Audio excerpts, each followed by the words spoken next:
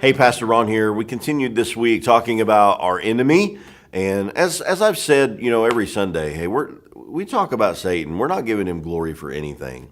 But we do need to recognize who our enemy is. And that way we can understand his tactics and give us a better opportunity to battle and to fight. And we need to know who our enemy is. One of the things that he does and the tactics that he uses is, basically he wants to destroy our lives. And I find it kind of funny that sometimes one of the things that he uses is pride. And when he uses pride in our life, he plants that seed of pride. He can just step back and watch us destroy ourselves. I mean, it's that significant because that's what happens.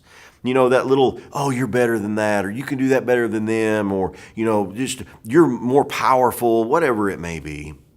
The story we used was of David. And it's a story when you think about pride and you think about David's mistakes, you immediately think about Bathsheba, and committing adultery and murder and all that stuff. But really pride was at the root of all this. And it began, before that, when he'd come into power, he was the king and man, he was a great warrior and had all these great armies. And, here he was at the prime of everything. I mean, things couldn't have been better for David. And Satan comes in 1 Chronicles and he just whispers just really quietly, hey, David, why don't you take a census?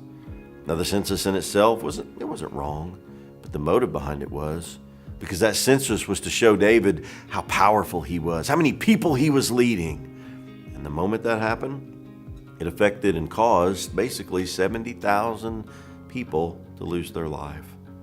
Not only affected David, it affected them. It was pride. Bible says that pride comes before, destruction. It comes before the fall. It will take us to places that we really never dreamed that we would go. So this is just an early week challenge to you. Listen, guys, this isn't about us. In fact, nothing is about us. This is all about God. The Bible says to submit to God. That word, submit, it is falling in line voluntarily with our place in that relationship with Him. So you do that. Because following that, when we do that, we resist the devil. It says we submit to God, then we can resist the devil and he will flee.